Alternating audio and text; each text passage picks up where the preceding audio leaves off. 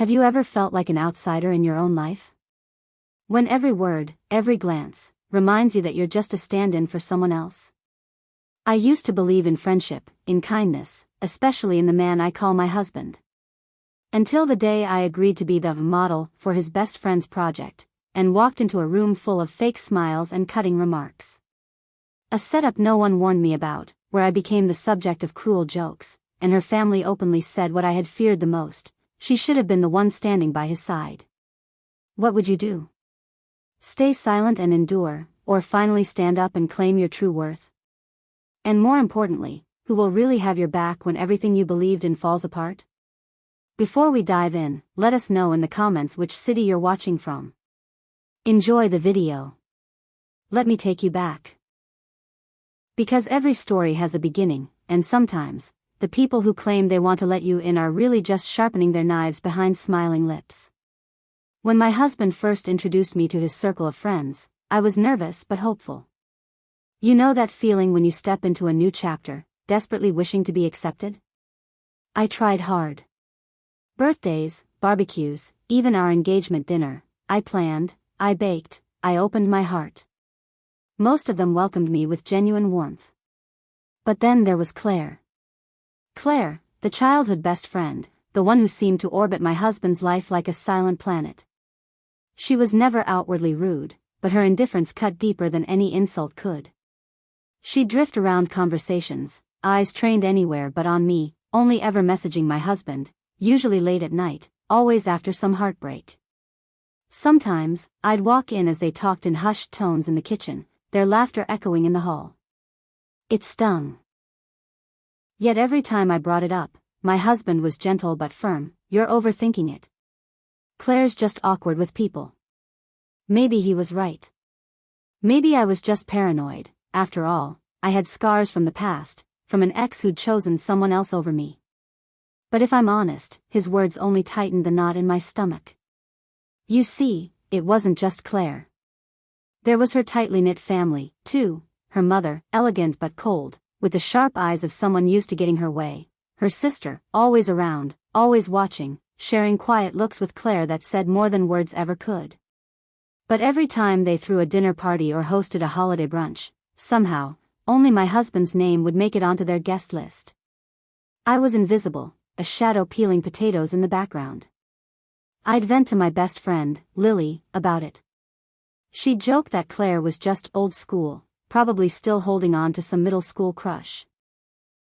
It made me laugh, until I realized how close to the truth that might be. There was always tension, a crackling static in the air, except no one but me seemed to notice. Still, I kept trying. You tell yourself that being the cool wife is the way in, that patience and kindness will eventually wear down even the coldest stone. But with every unanswered message and every missed invitation, I felt that stone grow heavier in my chest. Was it all in my head? Or was I, once again, destined to play the outsider? The night after our engagement party, I stood alone in the kitchen, washing wine glasses while laughter spilled from the living room. Even then, I made excuses for her. Maybe she's just hurting. Maybe she doesn't know how to let go. Meanwhile, her mother chatted with my husband in the other room, dropping nostalgic hints about the old days, the times when Claire and he were inseparable, as if I had simply wedged myself into a story that was never mine. That longing to belong. To build a bridge, turned to doubt, and then to suspicion. In the quiet, I wondered, was I building connections, or had I just walked into a web someone else had spun? When Claire finally reached out to invite me into her world, it felt almost magical. Maybe, finally, this was my olive branch. Maybe my patience had paid off. But in the world of illusions, not everything is what it seems. Behind every smile, there may be something lurking beneath. And as I accepted Claire's unexpected invitation, little did I know I was about to step into a carefully laid trap, not just for me, but for everything I thought I understood about love, loyalty, and the true cost of belonging. But that's only the beginning, because the moment I walked through Claire's door, everything changed. In the next chapter, you'll see how easy it is for kindness to become a weapon, and just how deep the wounds of betrayal can cut. I remember the exact moment I stepped into Claire's family home. A place I'd only ever glimpsed from afar, glowing with the kind of warmth that was always reserved for others. There's something disorienting about walking into a room where you're meant to be the guest of honor and instantly feeling like the unwelcome intruder. The grand foyer echoed with too bright laughter. Claire greeted me with a smile that never reached her eyes. My husband trailed behind, arms crossed, sensing the awkwardness but unsure how to cut through it. And then there were the extras, Claire's mother with her diamond-sharp gaze, her older sister Anna with a smirk that seemed to curl up at the very idea of me. Even Claire's younger cousin Dylan was perched on the staircase, phone in hand, recording snippets for social media, feeding the family's hunger for spectacle. "Come in. We've been waiting," Claire's mom said, voice drenched in sweetness. "Our son-in-law has finally arrived." "Oh, but wait, you're not." "Oh well, close enough." Anna stifled a laugh, glancing at Claire, who only grinned, snapping a quick shot of me before I could react. I told myself to breathe, to play along, that it would all smooth over. But it didn't. Every few minutes, another comment landed, subtle jabs, each one delivered with that practiced innocence only families like Claire's could master. "We always thought Claire would be the bride. But life has its detours, right?" "Such a shame," Anna said as she adjusted a prop for the shoot. The air thickened with inside jokes and loaded glances. My husband kept shifting from foot to foot, clearing his throat, offering me little half-smiles as if to say, "Sorry. Let's just get this over with." Pose after pose, flash after flash, Claire kept her lens trained on me, but never once offered direction or comfort. Her only feedback was an occasional, "That's good, just try to look happier." How do you smile when you feel yourself shrinking, piece by piece? It all felt rehearsed, like some twisted family tradition meant to remind me I was an outsider, no matter how long I tried to belong. Even the walls were complicit, covered in photos of Claire and my husband at summer camps, at proms, at graduation parties, enough to make history itself seem like a weapon. At one point, Claire's cousin even whispered, "She's really brave, isn't she? Stepping into your story like this." I bit back tears, refusing to give them the satisfaction. But the worst part wasn't the comments, it was the silence. The way Claire let it all unfold, never intervening, never defending, her silence louder than anything her family could say. And my husband, though he clearly sensed my discomfort, never stepped up either. I saw the guilt pass over his face every time he looked at me, but his lips never formed the words I needed. That hour stretched into a lifetime. By the end, I felt raw, stripped of dignity, my nerves exposed. As Claire declared, "That's a wrap. Thanks for being such a good sport," the whole room practically buzzed with relief, as if the show could finally be over. In the car on the drive home, the air was thick and wordless. My husband finally whispered, "I'm sorry. That was weird, right?" But it was more than weird. It was a quiet kind of betrayal, one born not from malice, but from choosing not to act, not to protect. I realized then that sometimes, the deepest wounds don't come from enemies, but from those who claim to be friends, and from the ones who are supposed to love you most, simply standing by. As tears welled up, I wondered how many times I would keep letting myself be sacrificed for the sake of peace. I knew something had changed in me forever. But I didn't know yet that the real storm was still coming, because sometimes, the moment you try to heal, the world finds a new way to break you. When we pulled into our driveway that evening, the engine's hum was a thin shield against the utter silence pressing in from all sides. My husband stared straight ahead, knuckles white on the steering wheel. I wanted to scream, to demand answers, but all I could manage was a quiet, "It's fine." Because in that moment, it felt pointless to say more. We carried the weight of that night inside, each of us lost in thoughts neither dared to share. It's strange how pain can move so quietly, slipping beneath your skin in ways you can't quite name. Alone in the bathroom, washing the makeup off my face, I replayed every word, every glance, the way Claire's family had erased me with a smile. As the mascara smeared under my eyes, I wondered, was this the price of trying to belong? Was I forever destined to play the role of the outsider, even in my own marriage? Memories from my childhood flashed through my mind. How my parents would hurl snide remarks at each other over dinner, how I learned to brush things off, to pretend all was well even when my heart ached. It was easier not to confront things, easier to pretend it didn't matter. I realized, with a shock, how those old wounds had taught me to minimize the hurt, to swallow indignity in silence. But I wasn't a child anymore. I couldn't keep pretending it didn't matter that the people who claimed to accept me wielded their words like knives. Over the next few days, the tension curdled between me and my husband. He tried to joke it off, suggesting we go out, trying to fill the silence with laughter.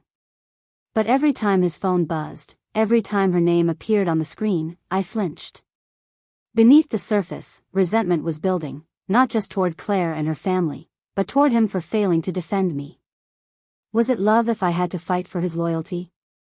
Was it loyalty if he never stood by my side? One evening, as I was folding laundry, my phone lit up, a message from my sister-in-law, Meline, accompanied by a screen recording. I clicked with hesitant curiosity. It was a story, posted by one of Claire's friends, a clip of me in the middle of the photo shoot, awkward and smiling, and in the background, Anna's voice cut through. Claire should have been the one to marry him. The laughter was sharp, unmistakable. My hands shook. I felt the ground shift beneath me.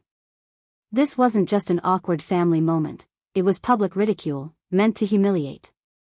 The decision I'd put off was suddenly inescapable, either confront the hurt or let it fester until it swallowed everything I loved. That night, I waited for my husband to come home. The house felt colder than before. When he walked through the door, I showed him the video. He played it twice, his jaw tight, tears threatening. Maybe, for the first time, he truly saw what I'd been carrying. For the first time, I let my anger show. I'm done being the bigger person, done letting someone else disrespect our marriage, I said, voice trembling but steady. If you can't stand up for me, then I need to rethink what we have. The power in that moment didn't erase the pain, but it shifted something inside me.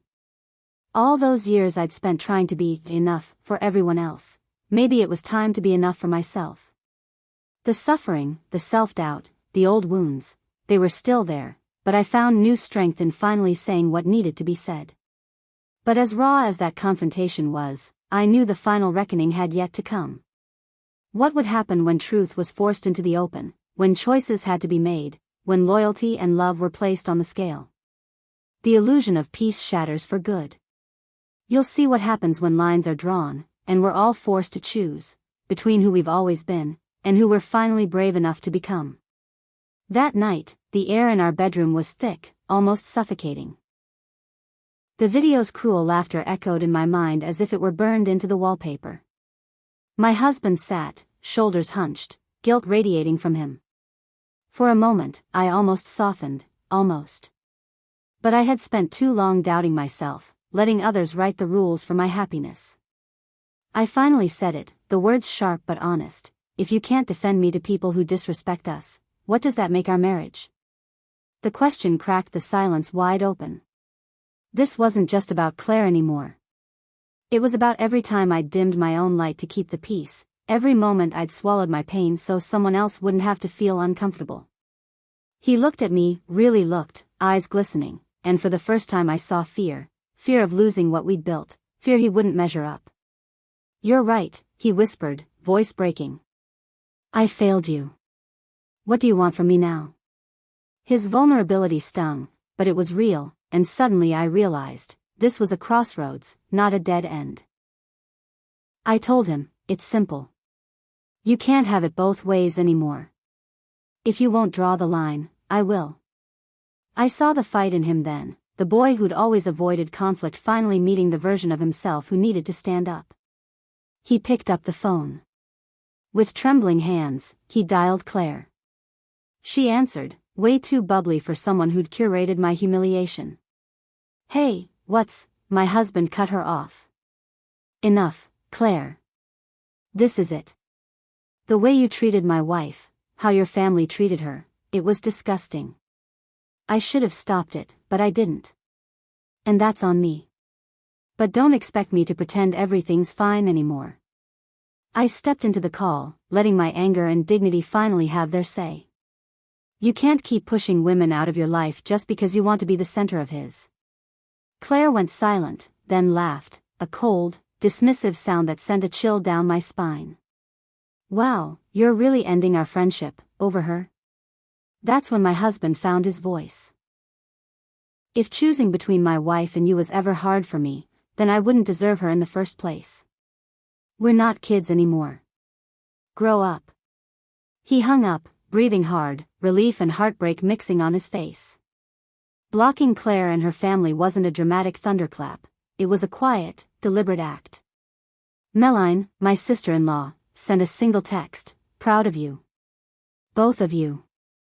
Even Lily, my best friend, called that night. About time someone stood up to her, she said.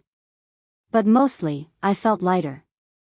For the first time, my pain was seen, and so was my strength. Standing up for myself didn't erase the wounds, but it redrew the boundaries of my world. I realized true love means more than simply enduring, it's about demanding the respect you deserve, even at the risk of losing those who refuse to give it. Of course, healing doesn't happen overnight. Trust takes time to rebuild, and sometimes the aftermath reveals fractures you never noticed before. But, as you'll see in the final chapter, the power of reclaiming your voice ripples outward, changing not just relationships, but your very sense of self. In the days after cutting ties with Claire and her family, I expected chaos, more drama, at least a backlash. But what I got was simple: silence. The kind of silence that feels empty at first, until you realize it's the sound of peace finally settling in. For the first time in months, there were no looming notifications, no anxiety every time the phone rang, no tiptoeing around the ghost of a friendship that had always felt like an open wound. My husband and I moved through our routines a little cautiously at first, like learning new choreography. He became more present, more attentive, not out of guilt, but out of understanding. We started carving out moments just for us. Lazy Sunday mornings spent drinking coffee in mismatched pajamas, quiet walks around the neighborhood where words weren't needed, just a hand squeezed gently in mine. Meline visited more, bringing over her chaos of laughter and warmth, gently reminding me that family isn't always about blood, but about who shows up for you when it matters. For a long time, I believed strength meant keeping the peace, smiling through pain, letting snide remarks roll off my back, telling myself that bigger person meant quiet person. But now, I see the truth. Healing starts when you stop needing to be liked by everyone who undervalues you. Setting boundaries isn't selfish, it's self-preservation. And sometimes the bravest thing you can do is say, enough, and walk away. Strangely, what followed wasn't just healing, it was transformation. I felt lighter, bolder. The world didn't shrink, in fact, it opened up. I reconnected with old friends I'd lost touch with, threw myself into new projects at work, and slowly, the urge to explain or apologize for my feelings dissolved. As for my marriage, trust didn't rebuild in a night, but it returned, quietly, steadily. My husband owned his silence, and over time, showed me that true partnership means standing together through storms, even the ones we never saw coming. On his better days, he thanked me for dragging this pain into the light, for forcing both of us to confront what real love and unity require. And somewhere along that journey, I realized I didn't need external approval to know my worth. I learned that the people worth keeping won't ask you to shrink, to become less just to make them comfortable. They'll stand up, side by side, and together you'll build something no one can shake. Now, I look back on that day and I don't feel anger. I feel gratitude. Gratitude for the pain that pushed me to set limits, for the clarity that comes when illusions finally shatter. And as I close this chapter, I offer this: if you are struggling to find your voice, if you are swallowing your feelings for the comfort of others, let this be your sign. You can choose yourself. You can demand respect. And maybe, just maybe, when you take that stand, you'll discover just how powerful you truly are. But sometimes, even as we heal old wounds in our closest relationships, other, deeper scars remain unaddressed. Wounds from family, from our past selves, from battles we never chose to fight. In my next story, I'll share how those ghosts can linger, shaping who we become, and what it truly means to set yourself free. We're told that family is forever, that blood is thicker than water, that that those ties will hold you steady through any storm. But what if the people you call family carry storms of their own, and you're left standing in the downpour, shivering, desperate for shelter? My relationship with my brother was once everything childhood should be, filled with late-night board games, secret handshakes, whispered dreams of the futures we'd someday have. He was older, my protector, my hero. But as the years wore on, cracks appeared. His conversations grew sour, resentment blooming in the spaces where laughter used to live. Each milestone I achieved seemed to wound him, a girlfriend here, a medal there, another friend in my corner, and his envy tasted like guilt on my tongue. He'd started calling late, desperate for reassurance I was too tired to give. It wore at me, his loneliness heavy even across the miles. But I tried. I answered. I cared. Until his visits changed the air. He eyed my girlfriend, made her uncomfortable, tried to force his way into the life I'd built far from our shared past. My boundaries, once flexible out of love, grew brittle. The confrontation wasn't cinematic. No yelling, no dramatic fallout. Just the slow deterioration of trust, of comfort, of what it means to call someone family. I pleaded with him to get help, to see that women weren't responsible for his pain, that being a brother isn't a license to inflict hurt for the sake of your own wounded pride. He went to one therapist, gave up, returning more bitter than before. The rift grew, and for the sake of my own well-being, and that of the woman I loved, I put up walls I never thought I'd need. Some nights, I grieve the brother I once worshipped, the years we'll never get back, the simplicity of childhood before envy and frustration eclipsed the bond we shared. Yet I also know, you cannot heal another by bleeding yourself dry. Sometimes, kindness is distance. Sometimes, loyalty means letting go. This is the wound so few of us talk about, the ache of choosing your peace over people you once called your own. How do you balance compassion with self-respect? At what point do you accept you can't rescue someone who won't try to swim? In the aftermath, I discovered something powerful. You are not selfish for refusing to shoulder someone else's storm. Being whole sometimes means walking away from the very people you were taught to always hold close. Tonight, if you're struggling with your own family, if you feel like loving them is slowly breaking you, know this: your boundaries are not betrayals. Your healing is not a punishment. And even with a heavy heart, you have the right to choose yourself. Thank you for letting me share these scars, silent wounds, finally named. And as we close, I invite you to look at your own story. Where do you need to set yourself free? And who might you become when you finally do? If these words speak to you, share your thoughts below. Let's remind each other, no one heals alone. As I reach the end of this story, I can still feel the ache of old wounds, but I'm also filled with something new, a quiet hope. Sharing these moments with you has been both terrifying and incredibly freeing. For so long, I was afraid to be honest about my pain, afraid that speaking out would make me seem ungrateful, weak, or too much. But every word I've spoken here is real. It's the truth of learning to stand up for myself, to protect my heart, and to accept that growth sometimes comes with letting go. There are still days when the shadows of doubt creep in, when I wonder if I could have done things differently, or if I expected too much. But then I remember, we are all works in progress, and healing doesn't look the same for everyone. What matters is that, step by step, I'm becoming someone who honors her boundaries, cherishes the people who show up, and finally, truly sees her own worth. If you connected with anything in my story, if you recognized even a small part of yourself, please know you're not alone. Thank you, sincerely, for spending your time with me today. For listening, for feeling, for giving my story a place to land.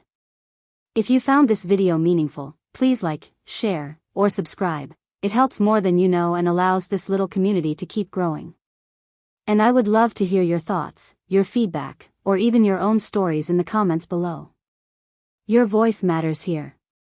Take care of yourself, and I hope to see you in the next video.